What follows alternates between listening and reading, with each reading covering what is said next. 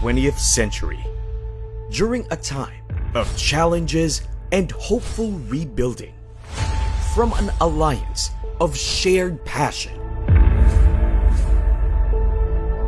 Rex was born, persevering through decades, sustained by faith, emboldened by vision. Rex has become a tradition of service to the nation. With its first publications, Rex pledged itself to a more proactive role in education. As evolving education required new tools and services, so did Rex expand.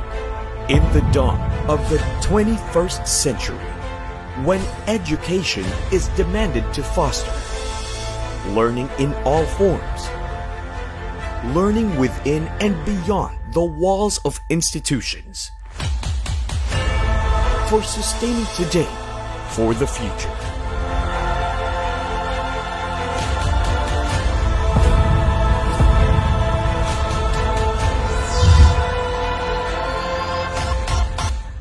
We are championing education. We are now Rex Education.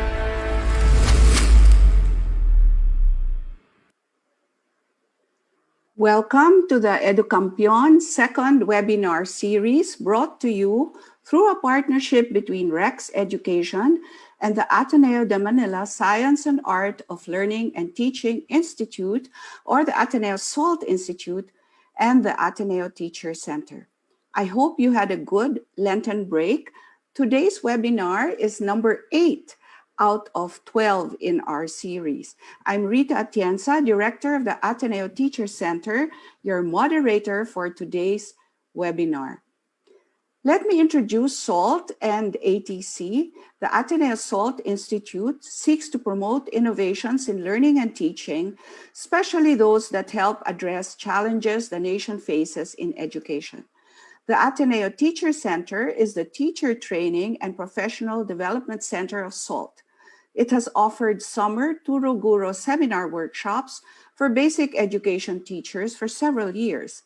Recently, ATC launched a radio show, Radio Turo Guro, for teachers, which discusses teaching strategies in English, math, Filipino, science, and other education matters every weekday evening. We are very happy to partner with Rex Education in bringing this webinar series to you. EduCampion is Rex Education's ongoing initiative for the promotion of the Filipino whole learner. EduCampion engages and empowers education duty bearers that they may better respect, protect, and fulfill every Filipino learner's right to quality education. The second EduCampion webinar series on learner agency is designed to build capacities for making our learners champions of their own learning. In this webinar series, we define student agency or learner agency as having the power to act. In webinars 1 and 2, our speakers explained that students should first be able to believe in themselves. They should believe that they can achieve whatever their dreams and goals are with hard work and persistence, especially in an environment of respect and trust among teachers and students. However, this is not enough. They must also actually take the steps to make that dream come true. They must actually have the will and intention to pursue these dreams. Mr. Bulosan shared his expertise about the importance, for example, of setting personal and academic goals. We emphasize that there is a third component of developing agency in our students, that of equipping them so that they have the necessary skills to achieve their goals. Mrs. Declut explained how students can use rubrics to be clear about the learning targets and to progress towards these targeted objectives. Before the Lenten break, Dr. Theresa Ladrido talked to us about the importance of making students aware of their beliefs about learning because these greatly impact their academic work. Today, we explore what kinds of learning experiences and activities most effectively develop learner agency. To share her expertise in leading these kinds of activities in her school, we are honored to have Mrs. Theresa Ladrido.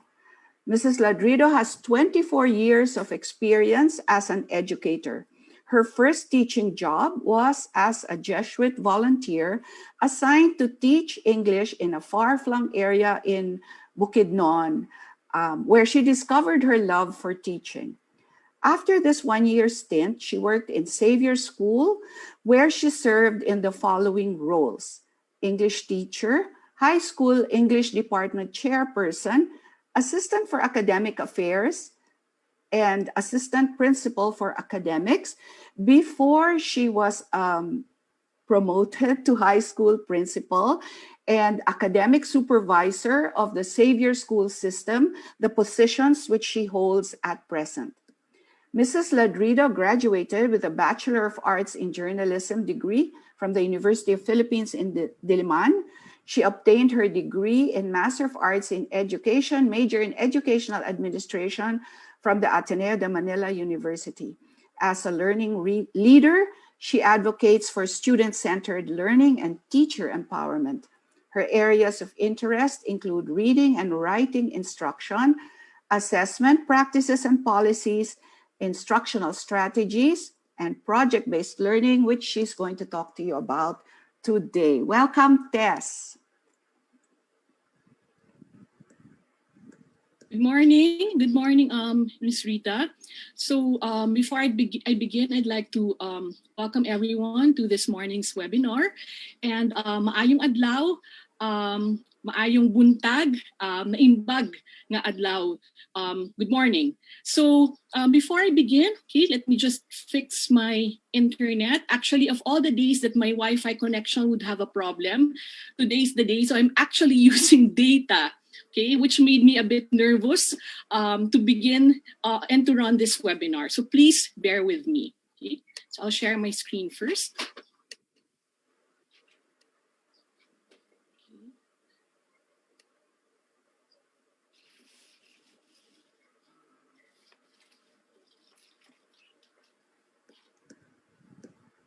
There you go.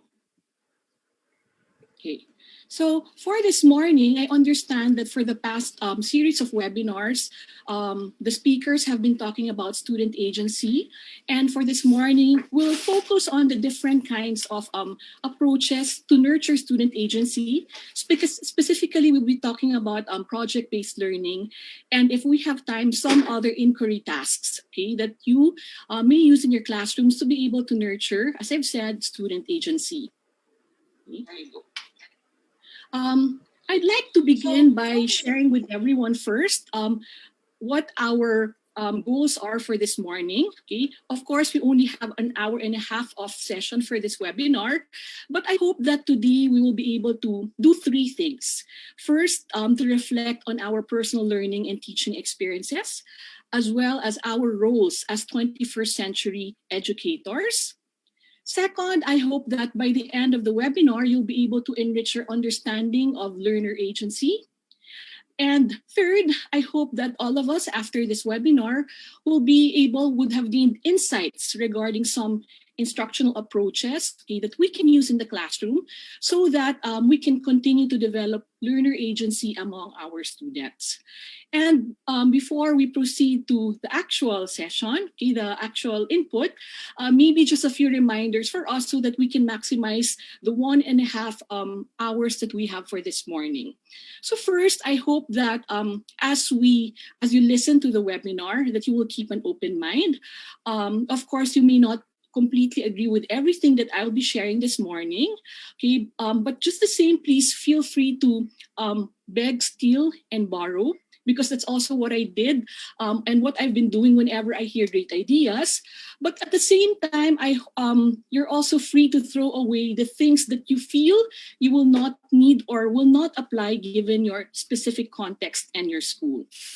And then, of course, I'd like to ask for your requests for your attention and participation, okay, as I've said, so that we can ensure that we will really learn. I will be asking questions every now and then, and I hope that you will participate by putting your responses in the chat box on Facebook.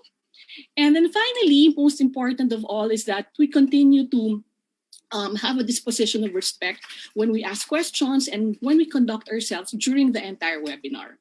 And with all these four dispositions, I believe that the 1.5 webinar that we will have will be very meaningful and insightful for everyone. Okay, so now I'd like to begin by asking each one of you, okay, I'd like you to envision your ideal class. How does your dream or ideal class look, sound, and feel like? If you want, you may close your eyes, okay? And think about, in your ideal class, what are the students doing? Okay? What are the students saying? What are the students, what are the teachers doing and saying? And how do the students and teachers feel and think in your class? Okay, are they excited? Are they bored? Are they enthusiastic? Okay, so please write your answers in the Facebook comment part or chat box. Okay, so envision your ideal class. Can think of the structure, can think of the learning spaces, you can think of the interaction, you can think of the lessons or the topics. Okay, there. Now, I want you to, this time, compare your ideal class from the school or the image of the school that I will be sharing with you in a short poem or through a short poem. Okay, so the title of the poem that I'll be sharing is School by Jukurji, and I want you to think about how your ideal class compares to the image of the school depicted in this poem or story. Okay, School by Jukurji was actually one of the first lessons I taught when I started teaching in late 1990s, and we would share this with the students, and we'd get their ideas about how, what their impressions are of school, and if this is similar to what they're experiencing or they have experienced. So this is going to be short, and please bear with me. School by Jukurji. Now, as I read the lines, maybe what you can do is that you can put again in the chat box the phrases or the specific words that strike you, okay, as we go through the story. School by Jukurji. He always wanted to explain things, but no one cared. So he drew. Sometimes he would draw and it wasn't anything. He wanted to carve it in stone or write it in the sky. And it would be only him and the sky and the things inside him that needed saying. And it was after that he drew the picture. He kept it under his pillow and would let no one see it. And he would look at it every night and think about it. And when it was dark and his eyes were closed, he could still see it, and it was all of him, and he loved it. When he started school, he brought it with him, not to show anyone, just to have with him like a friend. It was funny about school. He sat in a square brown desk, like all other square brown desks, and he thought it should be red. And his room was a square brown room, like all the other rooms, and it was tight and close and stiff. He hated to hold the pencil and chalk with his arms stiff and his feet flat on the floor. Stiff, with the teacher watching and watching. She told him to wear a tie like all the other boys.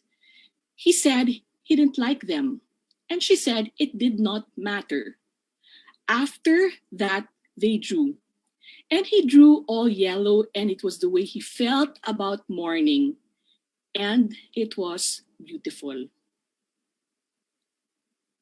The teacher came and smiled at him. "What's this?" she said. "Why don't you draw something like Kant's drawing? Isn't that beautiful?" After that, his mother bought him a tie, and he always drew airplanes and rocket ships like everyone else. And he threw the old picture away. And when he lay alone, looking at the sky, it was it was big and blue and all of everything, but he wasn't anymore. He was square inside and brown, and his hands were stiff, and he was like everyone else. And the things inside him that needed saying didn't need it anymore. It had stopped pushing, it was crushed, stiff, like everyone else. So this particular poem of Jukurji, okay, creates an impression of school that may be true or real, perhaps way back in the 1950s, 1960s. But I'd also like to believe that this still continues to happen in at present day, okay, where you see that the classrooms are arranged in a structure. Of course, I'm sure when you talk about square, brown, and stiff, you can also already picture how the chairs and the tables look like. And it would seem that really when you talk about learning, okay, teaching the lessons, it's a one size fits all kind of structure or model. Now, I'd like you to think about how your ideal school, okay, how different or similar it is, okay, how different or similar it is to the image that school was depicted through the poem of Jukurji. And how similar or different is it from your reality, from how you teach or do things right now? Is it close already to your ideal school, or is it closer to what's happening, okay, what you're experiencing right now in your respective classrooms? Okay.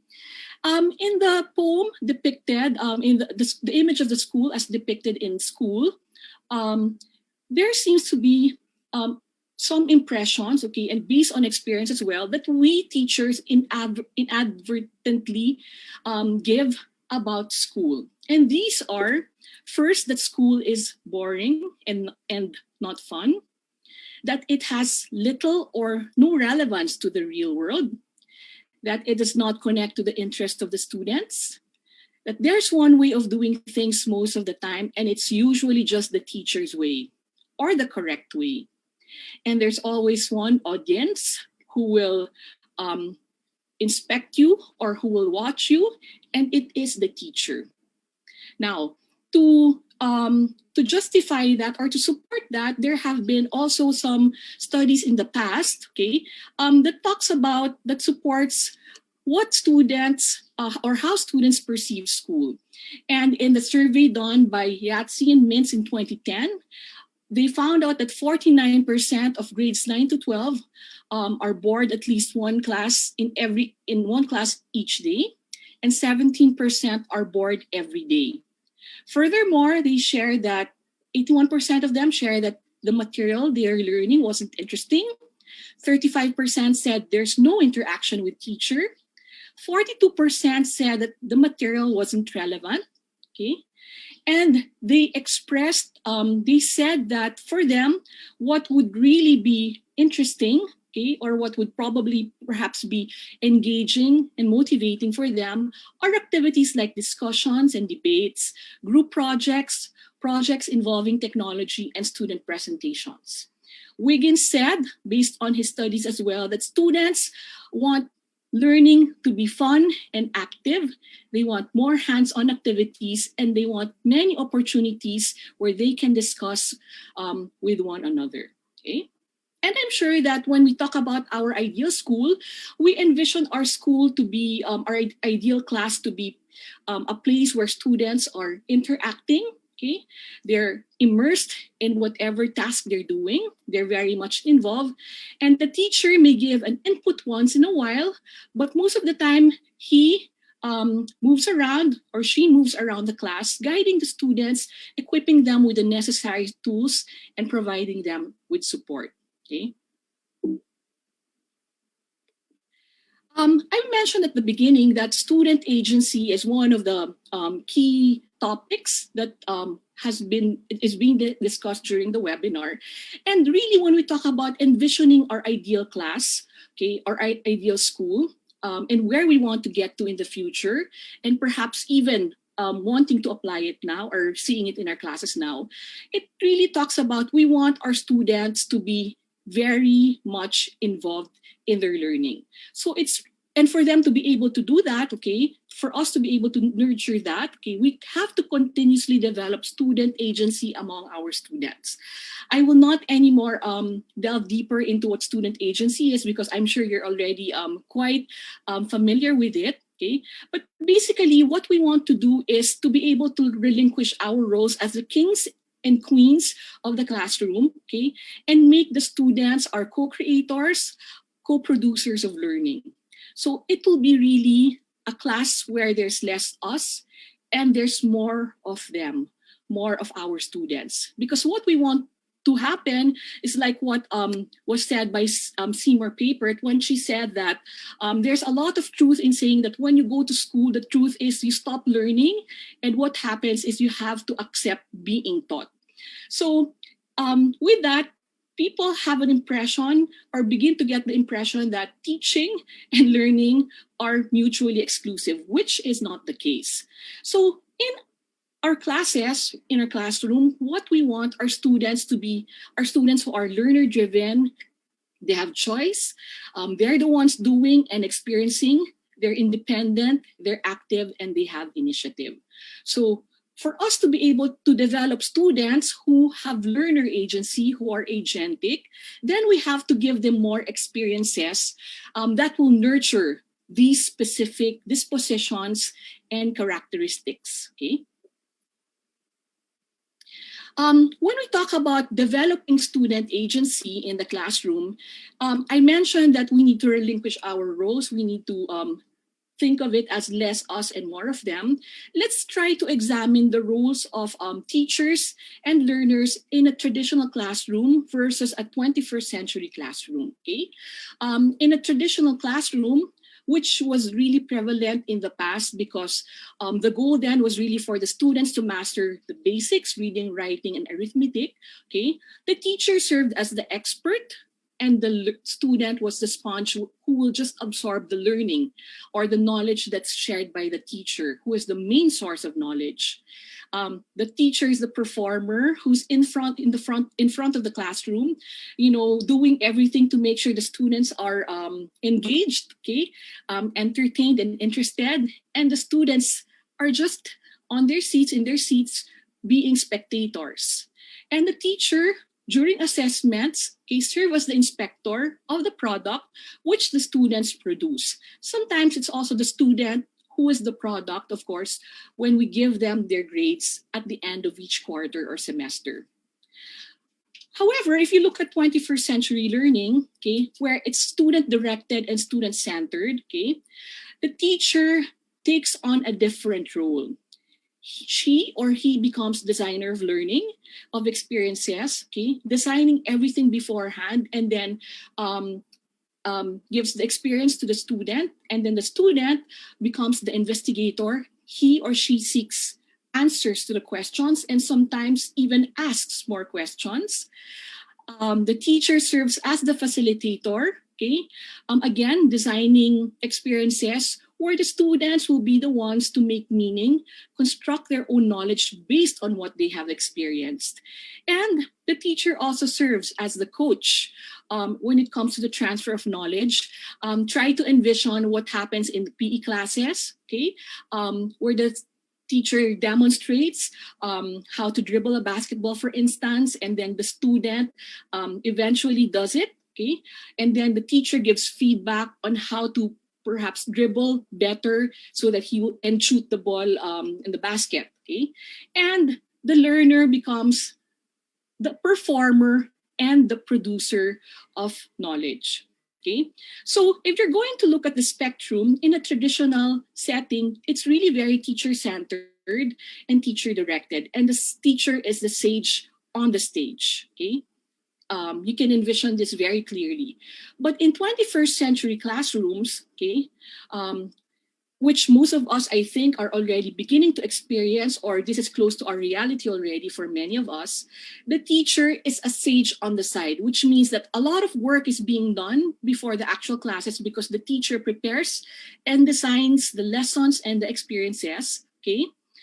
But at the same time, she also serves as the guide on the side because during the experience, the learning experience of perhaps doing hands-on activities, she continues to monitor the students, guiding them and supporting them all the way. Now, just a caveat.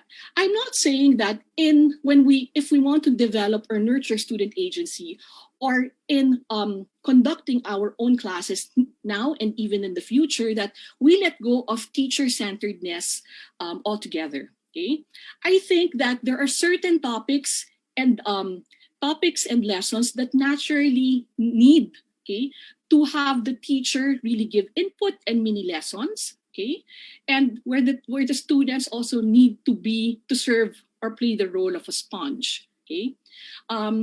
But it should not be our default, okay. Teacher-centeredness should not be our default all the time.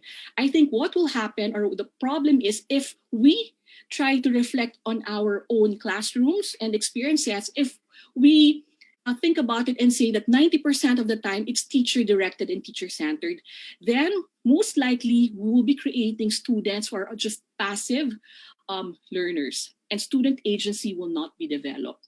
So my suggestion is there should be a balance, but if we really want student-driven classrooms, then we need to provide more student-centered opportunities. Okay? We want to give more student-centered opportunities. And with that, one of the important things as to how we can nurture student agency in the classroom is inquiry-based learning. What exactly is inquiry-based learning? I'm sure, once again, you're already familiar with this. So I'll just simplify the definition. It's basically an approach to learning where teachers will present a theme or a concept, and students will develop questions that will help lead and guide their learning through the education process, okay? So just by thinking about it, you know that there's really more student involvement in this kind of classroom or classes. There are different types of inquiry-based learning. You have the confirmation inquiry, where I think this happens in experiments, for instance, where you try to make the students do something, but you already know the answer and the expected result. There's a structured inquiry, for example, maybe when you give students something to read and you provide maybe 8 guide questions that they need to answer. Okay, but you also have guided inquiry and open inquiry, which we hope to be able to achieve. Guided inquiry is there are certain prompts, but students have more freedom. And open inquiry is there's one, let's say, one question you will ask the students, and they have freedom to explore, okay, and to ask more questions as a result of your question, the question that you pose them. Okay, there are many types of inquiry approaches. I'm sure a lot of us have been doing them already, such as case studies. We have investigatory projects. We have discussion groups, Socratic circles, other experiments, okay? And what you will find in an inquiry-based learning classroom are these common steps, okay? What's common to them is questions are asked, probing happens, okay? We probe into various situations, we conduct analyses, and we provide descriptions, and then we communicate our findings verbally or in writing, and then we reflect on the information we've gathered, okay, or the knowledge that we've obtained, okay? So a lot of you perhaps have been doing that already, okay? Now, in an inquiry-based learning, okay, some of the non-negotiables or the principles that have to be present in a real or in a true, in a genuine, authentic inquiry-based learning classroom is that learners must really be at the center of the process. They're immersed, they're the doers. It's very experiential. But, okay, even if they're the ones doing things, we need to make sure that the teachers are able to equip them with adequate tools, be it in the form of knowledge, okay, or concepts, or demonstration of skills, for instance. Learning activities revolve mostly about information processing skills, and the teachers serve as facilitators, okay, facilitating the meaning making of the students, okay, but at the same time, they continue to seek and learn more about their students' learning, guiding them, finding out what their strengths and weaknesses are, okay, being there every step of the way. Also, in an inquiry-based classroom, okay, we're not just focused in the product, but we're also putting emphasis in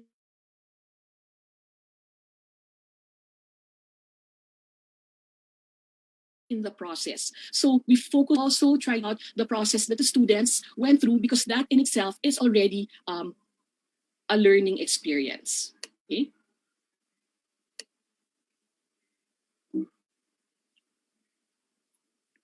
Now, maybe just to focus on an example of an inquiry-based learning, okay, which something that you can apply or implement in your classrooms, and which I also have experience implementing as an administrator in our school, is the project-based learning.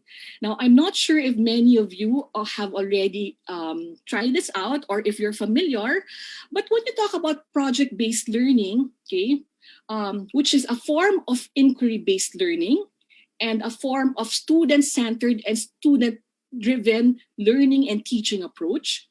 Project-based learning is a teaching method in which students gain knowledge and skills by working for, take note, an extended period of time. And what do? They investigate and respond to authentic, engaging, and complex question or problem and challenge. In PBL, we call it PBL for short, they demonstrate their knowledge and skills by creating a public product or presentation for a real audience. Now, just by the description itself, maybe some of you are thinking that I've been doing projects in the past, and I think this is nothing new. Okay, so maybe you're right and maybe you're wrong, in the sense that maybe what you're doing are certain features or elements of project-based learning, but not really project-based learning as to how we will present it this morning. Again, also, if you look at the description, you see authentic, you see engaging, and you see public product and presentation. I think some of us will think that this is no different from performance tasks.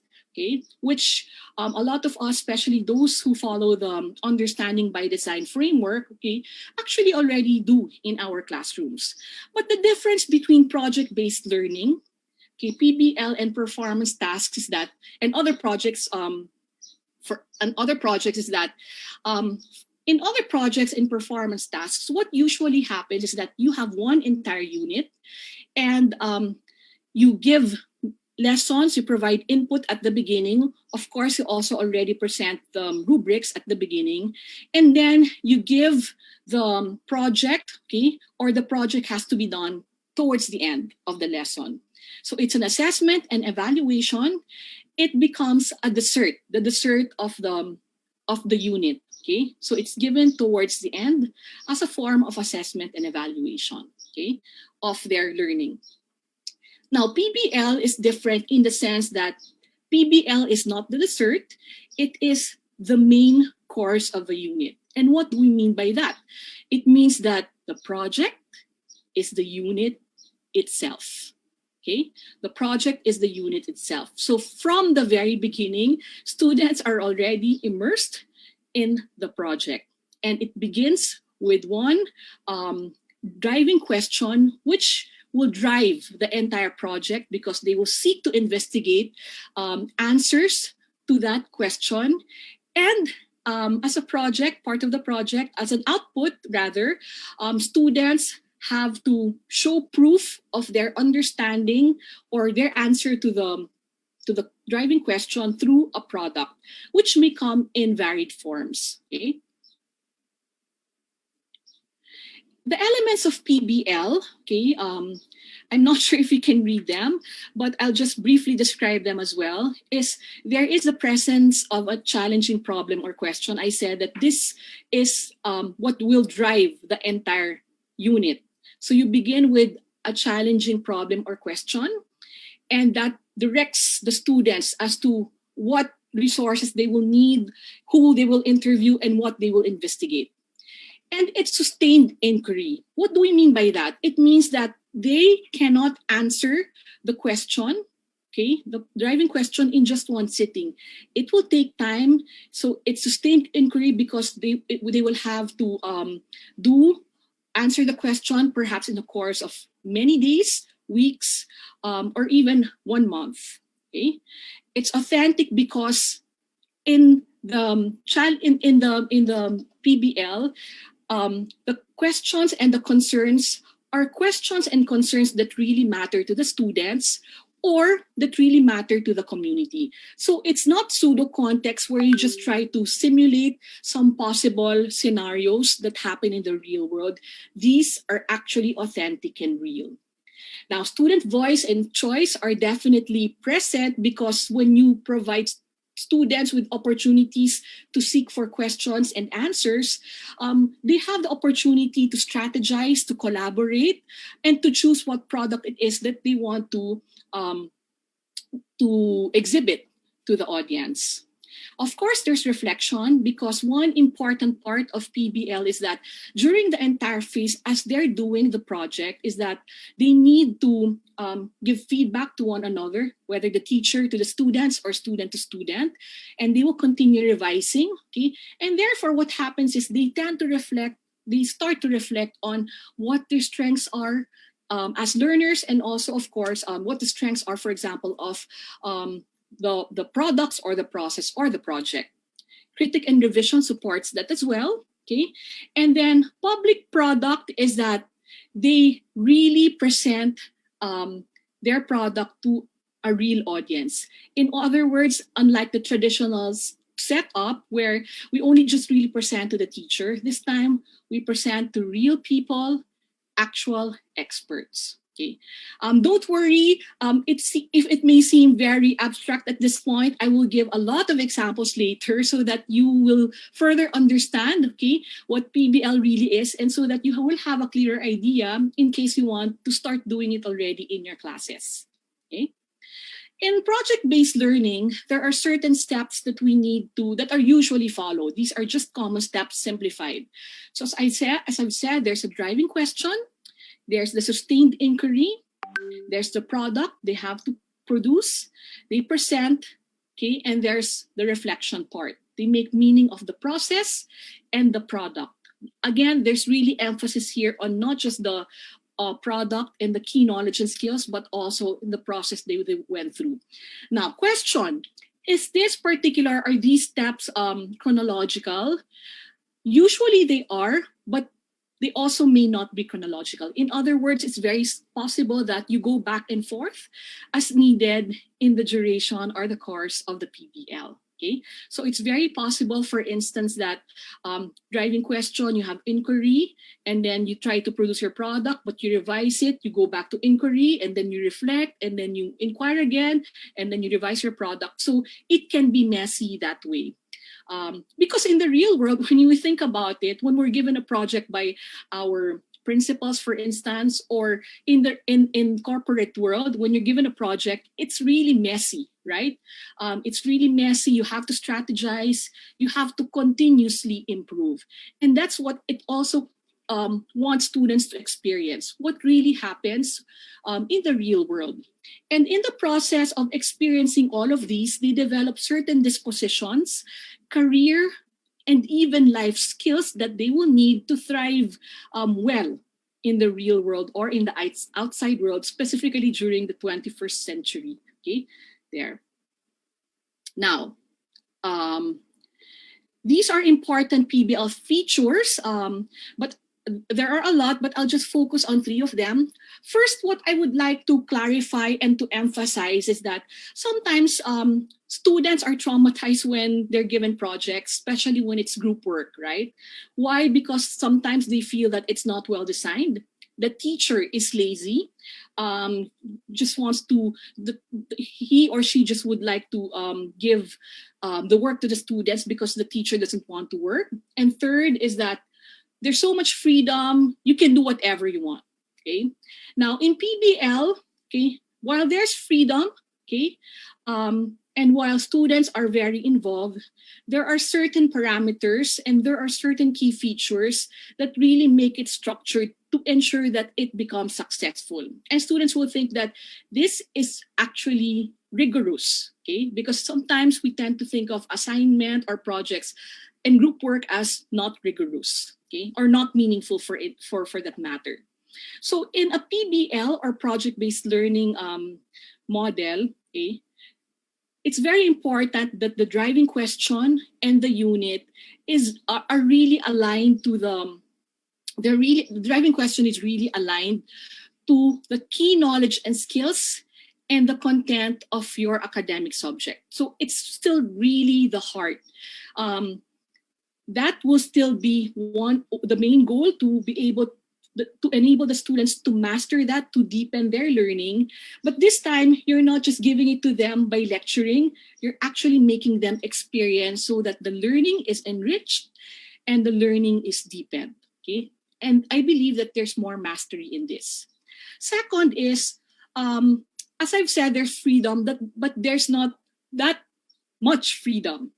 In other words, maybe you're thinking, it's a project. So after I give them the question, at the end, I'll just wait for them to give me the project. No, there are certain scaffolds, okay, to PBL. We want to ensure that students succeed in project-based learning. And therefore, in the duration, let's say, of 3 weeks when we give the project, there are certain checkpoints. It can be in the form of an assessment, a long test, for you to make sure that their concept, let's say, of energy or climate change, that they've mastered that. You can give mini tasks, okay? You can give reflection papers in between. And these inputs and milestone contribute to their achievement of the final product, okay? So in other words, in PBL, it's one entire unit where there's a product at the end, there's a driving question at the beginning, but in between, there are inputs from the teacher or experts. There are milestones in the form of assessments, okay? And there's the final product. And finally, just like in any classroom, there's an entry event to introduce PBL.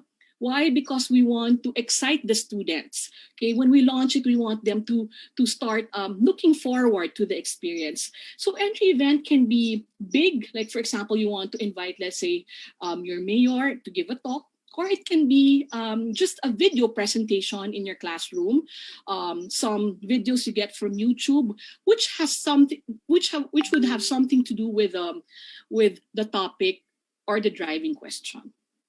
Okay. There. Now, these are examples of driving questions for you to be able to envision how it looks like when we're already you're already in the classroom.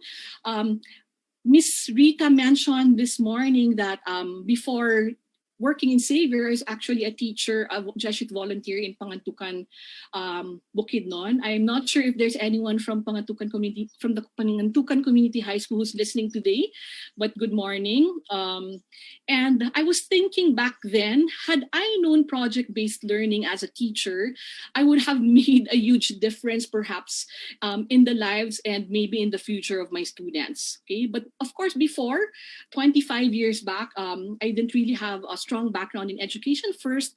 And really, when you talk about education then, it's really more the traditional paradigm still. So for example, if now I would teach in Pangantucan, in Bukidnon, where there are a lot of farms, it's an agricultural community where I taught, it's an agricultural school.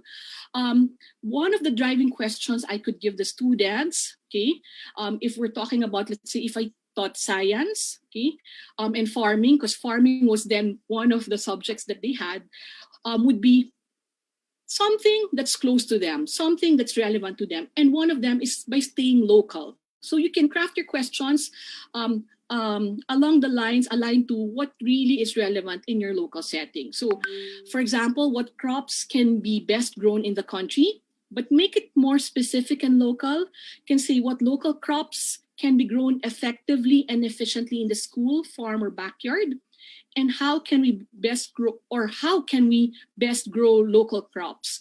For example, coffee is now being grown in other areas of Bukidnon, not just in Malaybalay or in Miarayon, and therefore you can say how can we best grow coffee in the agricultural farm of the school. Okay, and if, for example, because it's remote learning, you can make it what kind of crops can you best grow in your backyard? Okay, so something you can actually limit it to the confines of their own homes. Okay, now it can also be something that will require them to have solutions, a question that will require them to provide solutions. Is the Pasig River safe for any form of recreation? That's still a bit generic or general. Okay, you want to make it more specific and you want to invite solutions, so you will ask, how can we make the Pasig River safe for recreational activities? Okay, now when you think about these questions, they do sound like thesis questions that you would use for your dissertation or your MA or your college thesis, right? It's actually quite similar. Okay, next is questions that apply to the real world.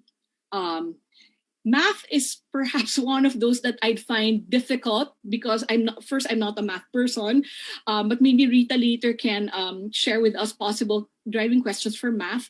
But for students to appreciate math, okay, we can connect them to the real world.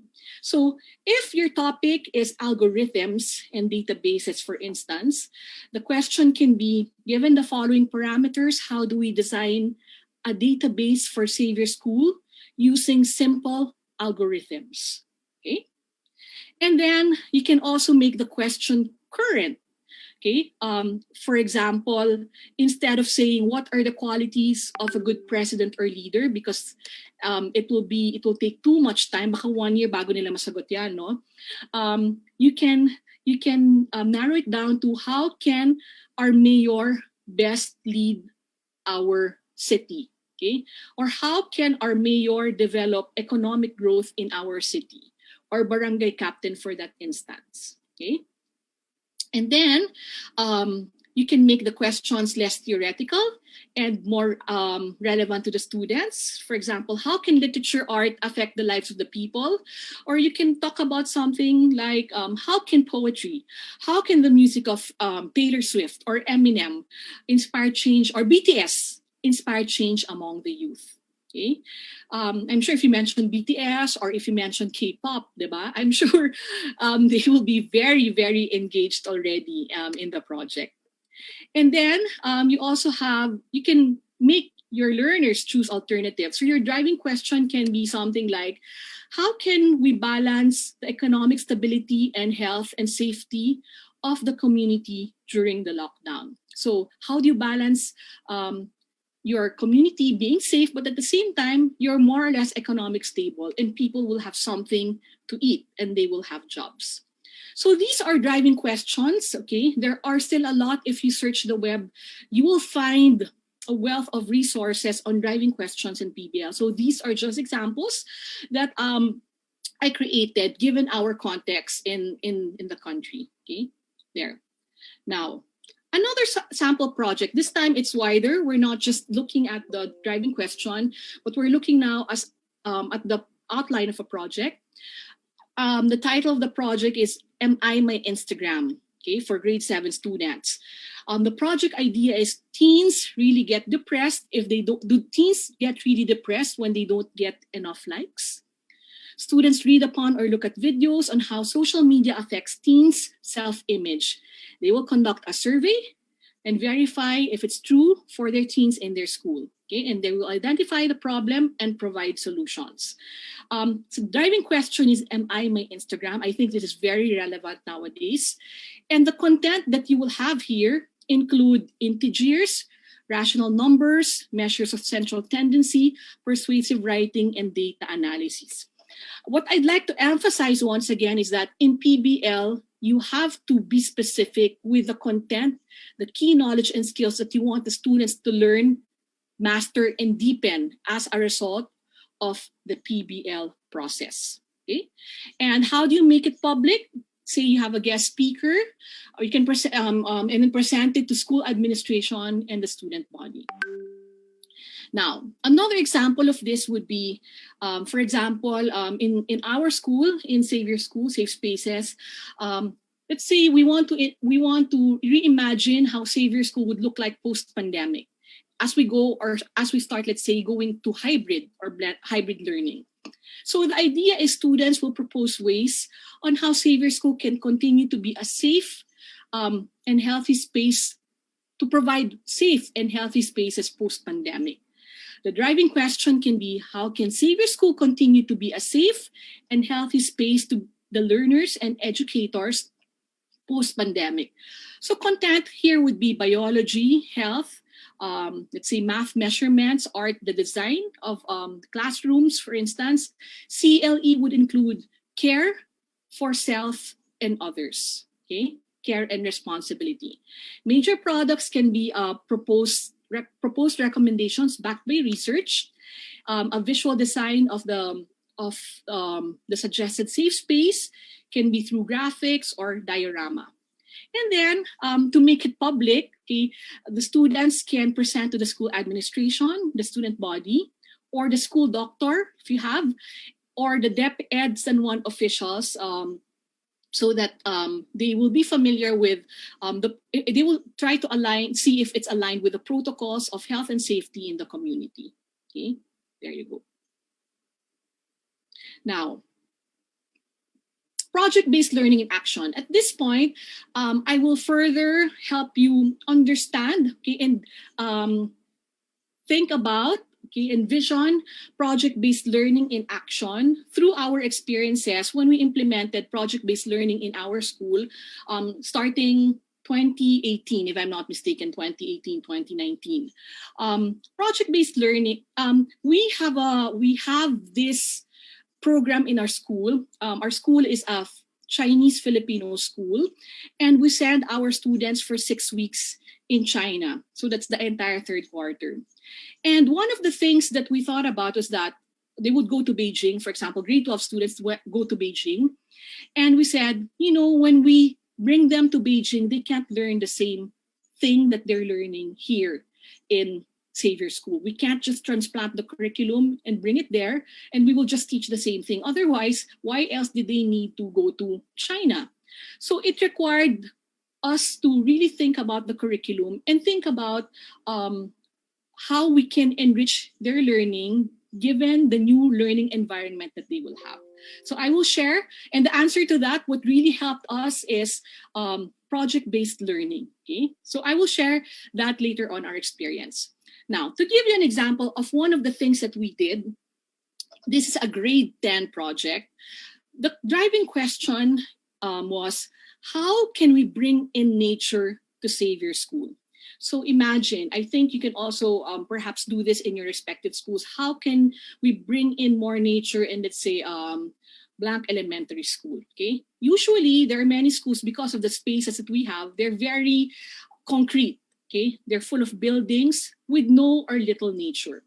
So what we wanted the students to do, because it's also aligned to the content we want them to develop, which are skills on, which are environmental concerns, climate change, air pollution, biodiversity. Okay, we also had a lesson, because we also have 3D modeling as their lesson in computer and stewardship in CLE.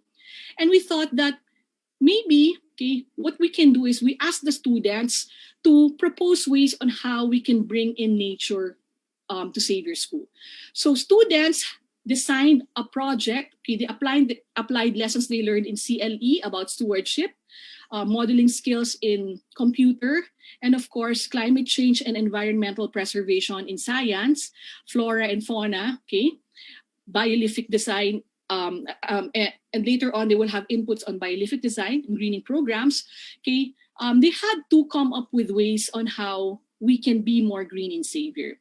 So the students measured in the process of answering the questions, students had to measure diversity levels. They had to make an inventory of the flora and fauna of the school, which actually really helped us because now we have a list of what plants are available in Xavier School. They even had to examine the soil that we would use or that we used around the campus. And in this task, the students discovered creative and practical solutions that aligned not only with their lessons in science and computer, but also even with the thrust of the Jesuit schools, which is preferential direction, which is caring for the common home. Okay. So if you can see here in the pictures presented, you have there the vicinity map of our school. We had to divide it into sections and parts. We assigned sections, parts to students. And you can see here using their iPad, they had to use an app that would identify the plants and they could make an inventory of the plants available in the school. And then they created proposed projects where we can add more plants to the school. Why those plants? What we would need, how much would we spend, and they presented it to the school president, administrators, and the physical plant people. Okay, we were about to implement their proposals, except that pandemic. Except that what happened was there's the health crisis, and therefore it had to be moved to a later date. But what you can see here is that, for example, one of the proposals they made was adding more plants in the parking areas because there were hardly any. And then they identified which plants would benefit in terms of decreasing air pollution, okay, and the like. Okay. Another example is for grade 12. The first one, by the way, is more subject specific. It was subject specific to science, okay? So what I'm trying to say here is that when you talk about PBL, it can be just one subject as the core, or it can be limited to just one subject, or you can make it multidisciplinary or interdisciplinary. What's nice with PBL is that even if you make it subject specific, because the problems are real and authentic, okay, the project will naturally lend itself to cross-curricular connections, because that's how it really is in the real world. When you go out and you start working, and when you do things, right, even for the students now, you don't categorize something that you do. This is a science thing that I'm doing, or when I'm eating, this is just a nutrition. This is just a nutrition subject. Okay, everything is interconnected. Everything is connected to one another. So it's possible that when you do your PBL, you focus on one subject, but there will definitely be cross-curricular connections. So going to my example of in the grade 12 students, this one is more interdisciplinary, and students explored concepts on sustainability, economic development, and business. Specifically, our lesson then was sustainable development goals. That was a topic for BM, that was the topic for science, that was a topic for even all the other strands. And therefore, our driving question for grade 12 students was, what is our vision for the city of Manila? So we partnered with the city of Manila, and students were assigned to different sectors to investigate the different areas of education, health and environment, public works, culture and history. They did interviews and researches. And then based on the surveys and results of their studies, they presented ways on how Manila can further improve. And they presented this to the Councilor of Manila and to the different government officials, city officials. So you will see here, okay, the first one was actually they're assigned, the first picture you see them measuring the gates, the perimeter, it's actually the group assigned to education.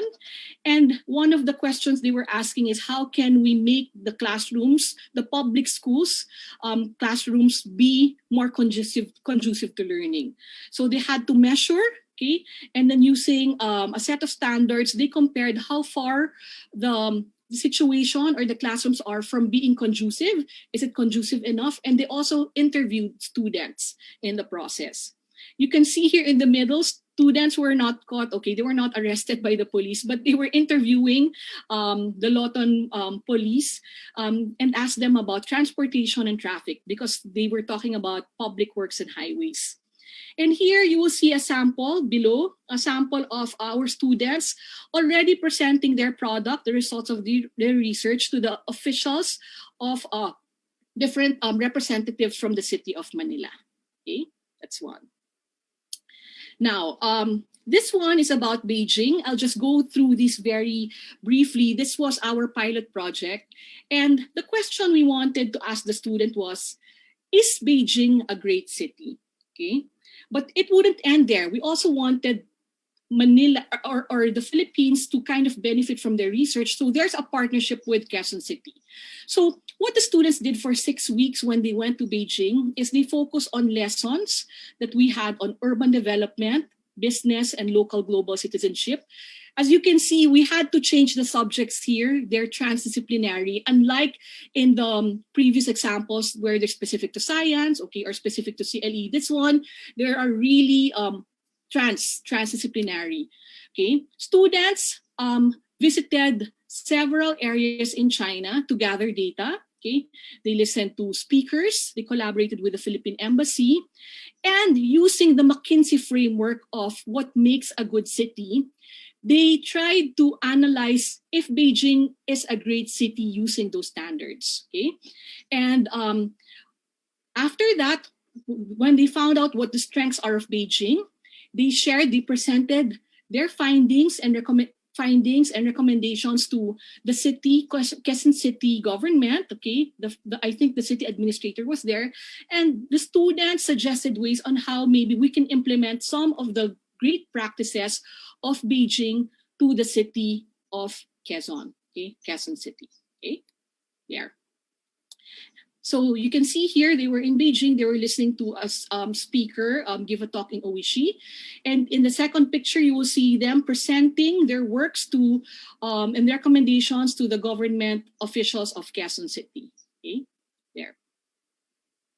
And finally, another is the driving question for this one is specific again to China for grade 10 students, where they went to Yunnan, which is rich in ethnic communities. And the question is, what must be kept and what must be changed? Okay. Now, why is the question what must be kept? What must be changed? You have to understand that the area of Yunnan in China is a place where 55 ethnic minorities and several natural wonders can actually be found. I can imagine that maybe it's similar to Zamboanga or areas in the north, Ifugao, Sagada, Banawe, and also some parts of Mindanao, where the places are very rich in ethnic minorities and several wonders, natural wonders. And therefore, one of the threats among these communities really is globalization and urbanization. So we saw many ethnic minority people, okay, people from ethnic minority, actually in their own ethnic, in their ethnic, it's not attire, in their usual attire, okay, clothes, ethnic clothes, and then they would have cell phones and gadgets with them. So it led us to think, of course, it's inevitable that eventually things will be globalized, okay, and they will be urbanized maybe, and they will have to use technology. But maybe one thing we have to ask is, what do they need to preserve, and what are those that they can let go already? So the topic here actually included tangible and intangible culture, heritage preservation, culture preservation, Apart from that, in English, we had research writing, gathering data, interviewing skills. We had poetry, okay? In math, we had statistics, and we also had concepts of diversity in science and in social science, okay? So if you look at it, when they examined what must be kept and what must be let changed, they examined the cultural, environmental, and social aspects of the community. They had to get to know culture and ethnic identities, ecology and biodiversity. In CLE, they had to be taught inputs on discerning the sacred and the moral. Okay, those are the knowledge. And then, as I've mentioned, it's important that in PBL, there are milestones. Again, the milestones serve as scaffolds and checkpoints for you to ensure that the students are ready to be able to achieve the question, answer the question, and produce the product. So we said, for example, for them to be able to answer the question, what must be kept and what must be changed, they have to know data gathering and data analysis. They have to learn skills in those. And therefore, we had to teach that to them explicitly, and we also had to give them assessments on those for us to make sure that they actually understand and know how to data gather and how to analyze data. So we had ethnographic researches as mini tasks. We had cultural analysis as mini tasks, journals as mini tasks. And then one of the requirements as well is reflection. So they also had to be taught writing poems in the form of reflections and the like. And that became their milestone, okay, an assessment for English and Filipino. Okay. Embedded here already are the different subjects. So if you're going to look at the big picture, okay, these are some of the skills they needed: data gathering and analysis and reflection. And these are the milestones or mini assessments that we had to make them do as part of the scaffolds before they could produce the product we requested of them, which was a micro documentary, okay, a video, a micro documentary. Okay, you see here in the picture the teachers who implemented grade 10 PBL. Then in this particular illustration, I just like to emphasize once again that academic subjects are at the heart of PBL. So you will see here science, SOCSci, CLE, English, and Filipino, and the specific skills and concepts and knowledge they want students to learn and master as a result of the PBL process. Okay. So in the process of answering what must be kept and what must be changed, students learned necessary knowledge and skills and concepts. They were able to learn how to gather data and analyze and reflect. Of course, they were able to answer the PBL question. They were able to do a lot of reflection, both on the process, the product, and themselves as learners. And they created and presented the product to an audience. Okay. Now, maybe things to keep in mind when you start to implement or as you start to think of implementing PBL. This is based on our experience, okay, when we started PBL. So first, I'd like to suggest that you start slow and simple. Baby steps are okay. Next is that teacher is a sage on the side because the teacher will design the learning experience, okay, craft the driving question, but he will also be a guide on the side because she will be there or he will be there to provide students with necessary tools and support, be it in the form of input or in the form of just really cheering them on, okay? Next is, it's all right to experiment and take risks and make mistakes. When we first implemented PBL and even after, we still had a lot of mistakes. So we are far from perfect. But I think the crucial part there was that we tried it out and we saw the benefits and we realized it's something that we wanted to be a major feature in our school because they develop students to be more driven, to be more creative, and to have more initiative. Okay? Because as with anything new, there's really always that learning curve. But unless you will try, you will not know. Okay. Fourth is that PBL can be small scale. Okay, it can be wide transdisciplinary, like what we did for Beijing and for the vision for the city of Manila. But it can also be specific to a subject, let's say just English. Okay, it's very possible that way.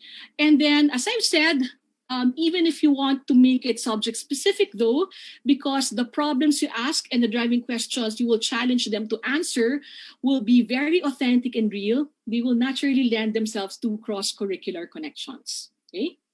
Next is planning is key. Okay. For you to be able to implement PBL, okay, you don't really need to have a lot expensive apps or resources. The most important resources you will need are your time, energy, and openness. So you have to plan it carefully, and you have to plan it meticulously. Okay, and then, as much as possible, involve the teachers, because it will only be successful if the teachers have owned it. Initially, when we started it, of course, there was resistance because it was something new and it seemed quite complicated. But when we tried it out, eventually we had teachers already designing PBL on their own, wanting to implement it in their own classrooms. So make sure to focus on the process, not too much on the correctness yet when you start or begin your PBL process. Okay, and start with topics. Finally, start with topics that are easy or are more real world, so that it's easier to craft driving questions. There are a lot in science, there are a lot in social science, which are very, very real world. So you can start with that. And then maybe in a way, when you start planning and designing your PBL, you will find out that you will naturally audit the content that you will want the students to learn. And you will learn how to prioritize the essential ones from the non-essential ones. So that's one of the benefits that you will realize when you do PBL. Okay. Okay. Just briefly, I will not really discuss them anymore, but how does PBL support student agency? You see in the process that PBL really provides students with voice and choice through collaboration, okay, and making them decide on products. Students are in charge. They have the initiative. Okay, they are in the middle of the learning, at the center of the learning process. You allow students to strategize, okay, make decisions just like how people really do, or what people really do in the real world. Okay? And then you develop important life and career skills and dispositions. For example, research, communication, collaboration, creativity, self-management skills. Okay? You allow them to reflect on their own learning, to revise, to be better. And at the end, because they present it to a real audience, it gives them a sense of self-confidence and self-efficacy. Okay? There you go. Okay? Now, maybe just to briefly run you through this, I understand that we only have a few minutes left. Ms. Rita, can I still discuss this? Yes, please, there? go ahead. Okay. So the final one is the hardness discussion and spiderweb discussion. Okay. Now, if you think PBL is very it's so expansive, okay, this one is much more narrower. Hardness discussion or spiderweb discussion. This is another example of an inquiry-based learning approach that the teachers can use in any classroom. So this can be used in social science, in CLE, in any kind of classroom and context. And what is hardness discussion or spiderweb discussion? It's a form of collaborative learning that doesn't involve lectures. You will find out later why. Teachers prepare one question and students prepare to discuss and share their discoveries to the class, to the group.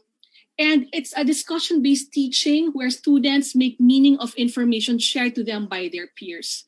If you're going to look at it in spider web discussion or hardness, by the way, hardness discussion began with in Philip Exeter School, okay, for them to push for students to be more participative and engaged in class, okay?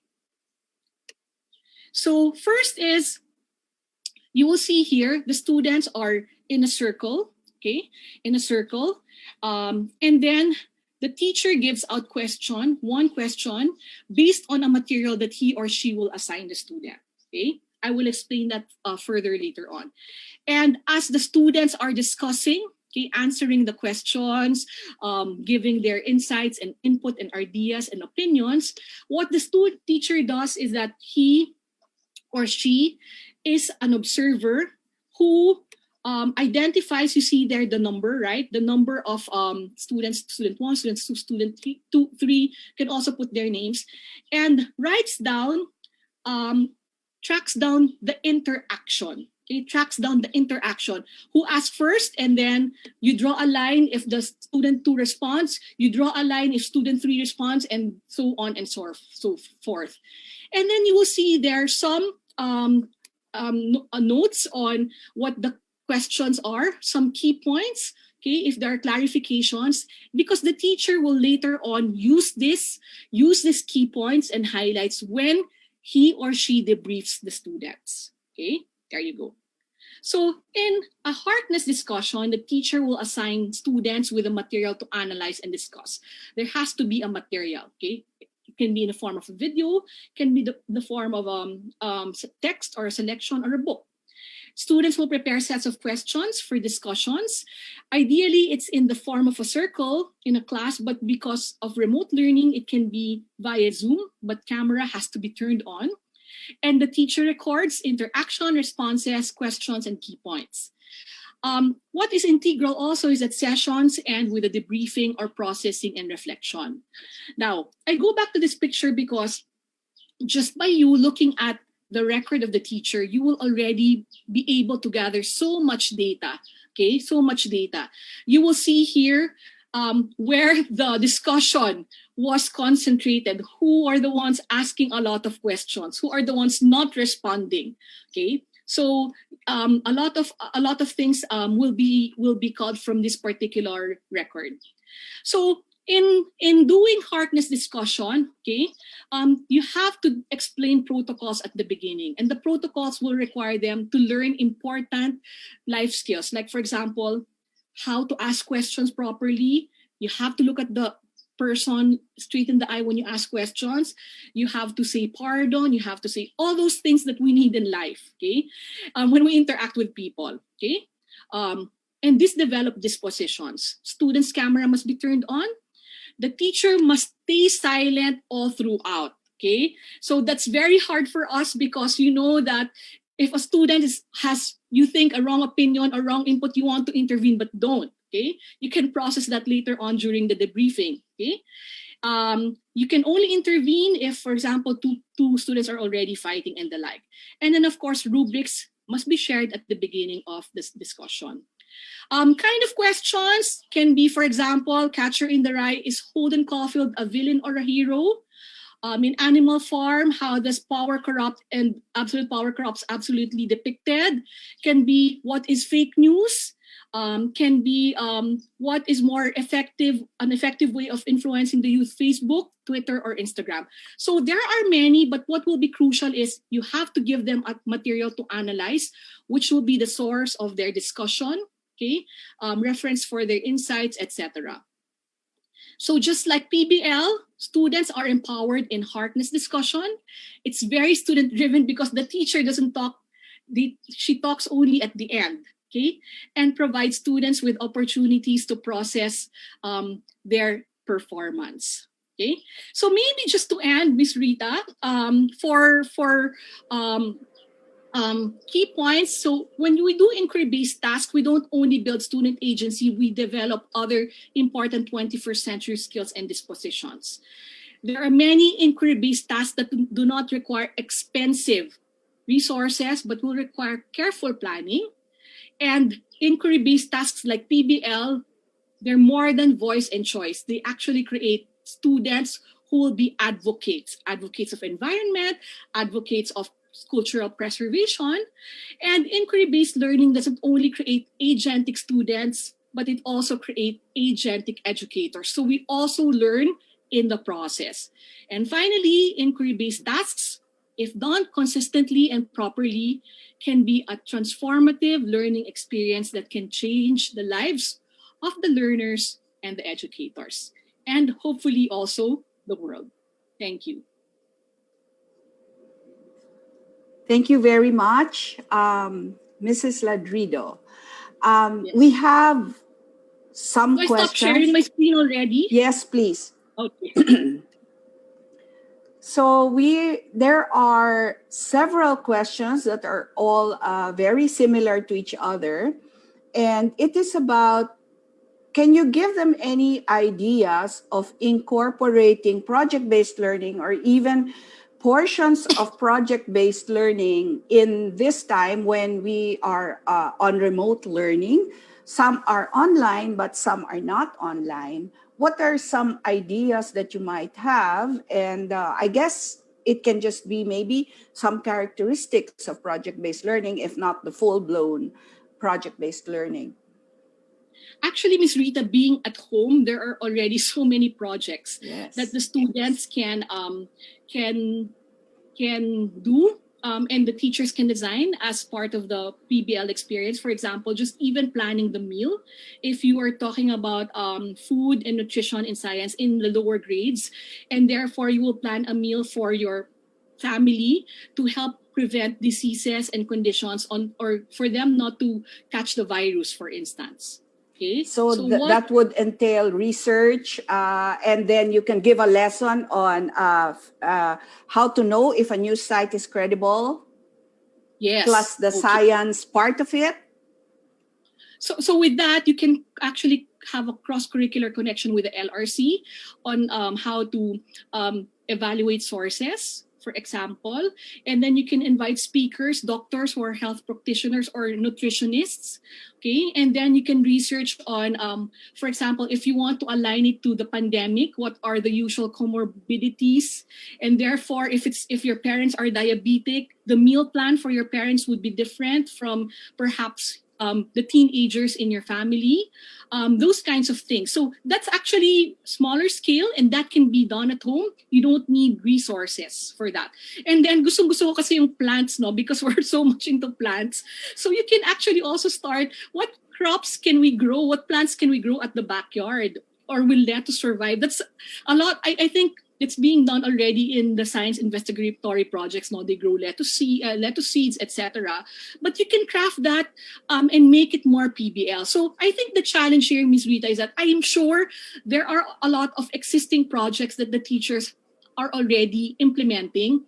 They just have to fix it, structure it more to make the elements of the PBL come alive, okay? So that it's going to be even more meaningful and richer.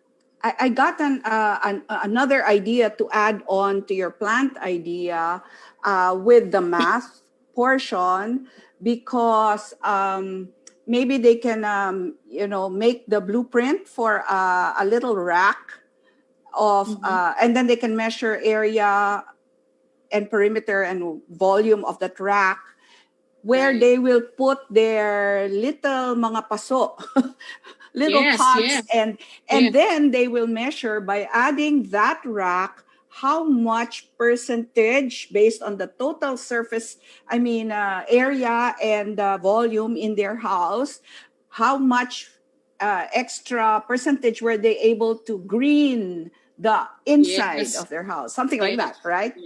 So, yes. Yeah, so many ideas I'm sure that teachers will come up with. We have another question here from Ms. Arlie de Guzman.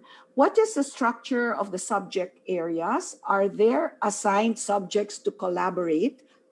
I think she's asking for some of the logistics already, which is, I'm sure, going to be very helpful to everyone. Yeah. For example, math, English, and social studies guide students in their selected topic.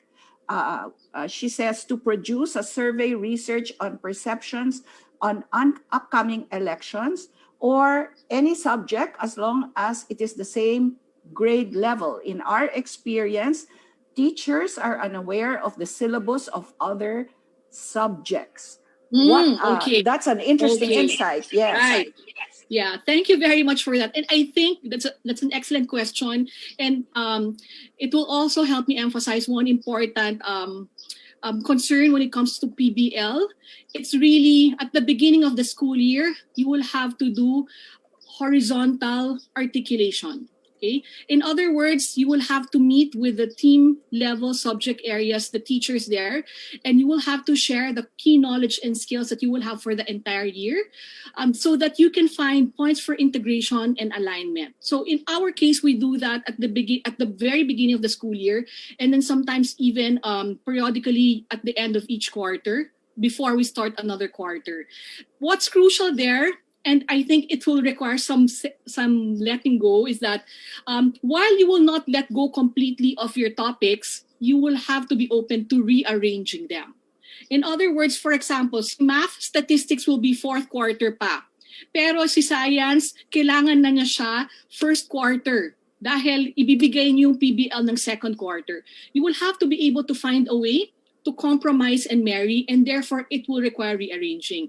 So the suggestion is, at the beginning of the school year during in-service training, you already do that because it's going to hard to move around topics, key knowledge and skills if we're already implementing the course outline or the syllabus. Ms. Tess, what has been the effect on students? Like, what has their actual feedback? Is there actual feedback from them about PBL? Okay. Yes, okay, because we had to do an evaluation. Actually, if we had more time, I'd share with you the reflection questions that that they had, the different reflections that they had about it. Of course, at the beginning, when we were piloting it, there were a lot of good points because it's really more what you call this, more focused. But at the same time, there were a lot of questions on grading, the logistics one. I think you will not be able to avoid answering questions on how will we be graded, what will we do with yung mga ganyang bagay, diba? So they were more concerned with that. So they had a lot of good feedback, but there are also a lot of concerns. And then eventually, as we tried to implement, of course, we're already finding the bugs, and we were able to slowly fix them. Okay? As I've said, you will not be able to really perfect it yet eventually, so it will continue. It's a work in progress, but really, because they work in groups, okay, a lot of them had group choice pa. They were working with people they like, and then they had to go out, may field trip sila, and then it was something relevant to them.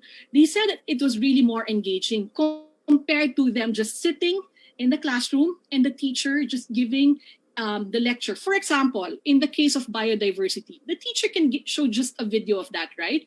And basahin niyo to sa textbook, and ito yung input, PowerPoint. But it's different when you actually make them experience it. Their learning is so much more different. Plus, other values and dispositions that they learn along the way. So good feedback.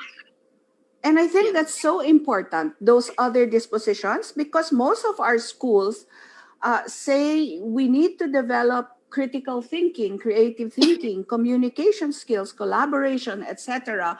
But we don't give venues where we can really see that it's being developed in the students. So when you were sharing, that was actually what hit me the most. Yeah. Right. Okay, we have an interesting question related to that by Ma'am Annalyn Silverio.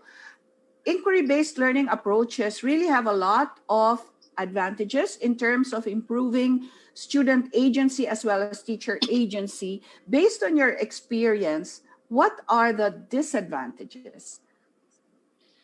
For me, the main disadvantage really is, I think it has a lot of what we're already accustomed to, is that teachers are not in control. That's the first one. And therefore, it's really difficult to transition. And therefore, most often than not, it's hard to push challenge the teachers to do inquiry-based. Second is, of course, I think the common concern there is always the time. Like, for example, I really need this content to prepare them for college. I will not have time, and therefore, inquiry-based will take a lot of time. So in a way, the disadvantage is it will require a lot of time and really a lot of planning, a lot of planning. But once you've already set it, you can keep on implementing it every year more or less. Pero those are the things. It's really more on the side of the teacher because it will require so much more from them as well. Advantage. But for the learners, I think initially they'll probably be there's also a learning curve because they're perhaps not used to inquiry-based, di ba? Yes. Parang sure, pwede bang nakikinig na lang ako sa class, ayoko nito, ayoko ng group work, pwede ba? But you Ayoko see, ng investigation. Mahirap ang investigation. Yes. Hassle siya. But if we don't push them, okay, they will not experience it and they will not realize how much more they will grow if they immerse in the experience. One last question because we're out of time, but I think this is an important question. So, Ms. Tess, just in your own opinion, based on the past few years, Xavier has been doing this for several years already, right? Around four years. Yeah, that's a lot. So, based on that experience, in your own opinion, is this something worth getting into for Philippine schools? Because I'm thinking, when I originally heard about this, what I was saying was, the buts came into my head. But we have large class sizes. We have limited resources. We have limited time. Teachers are not trained. Is it worth getting into this, in your opinion?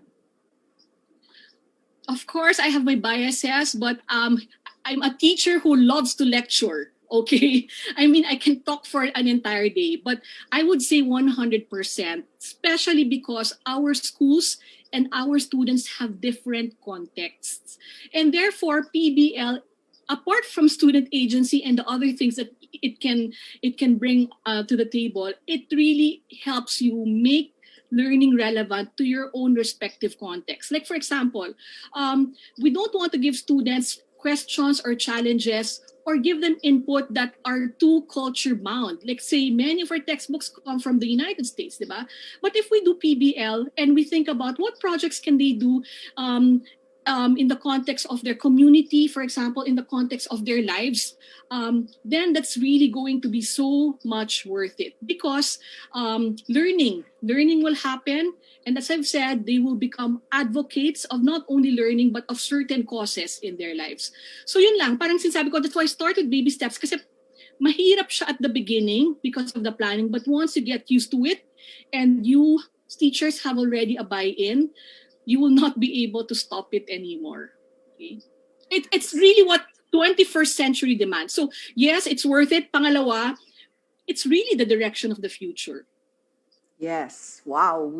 Especially in the times that we're faced with, our students will go out not equipped to deal with big problems like we're currently faced with now if we don't already train them in school. So thank you very much, Mrs. Ladrido, for sharing your time, your expertise, your data with us today.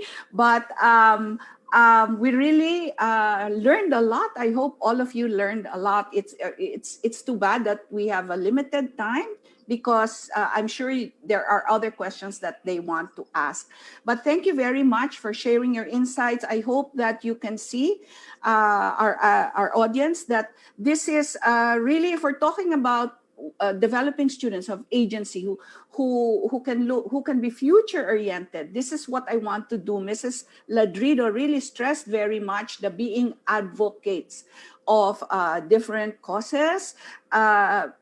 This is what we need for the future. So this is something that we all need to look into. Anyway, Mrs. Ladrido advised us to do it in baby steps. And we just have to always start it. And as she said, she was very inspiring as she ended her talk, telling us that once you try it, you will never be able to let it go. So once again, thank you, Mrs. Ladrido. Thank you to all of you. The recording of the video can be found on the Rex Bookstore FB page and on the SALT FB page. And there's a link on the Rex page to tell you how to also get your e-certificate. Please tune in for next Saturday's talk. I will be your speaker next Saturday. And we look forward to continuing to discuss student agency. Thank you for your time this morning. I hope it was fruitful and informative for all of you.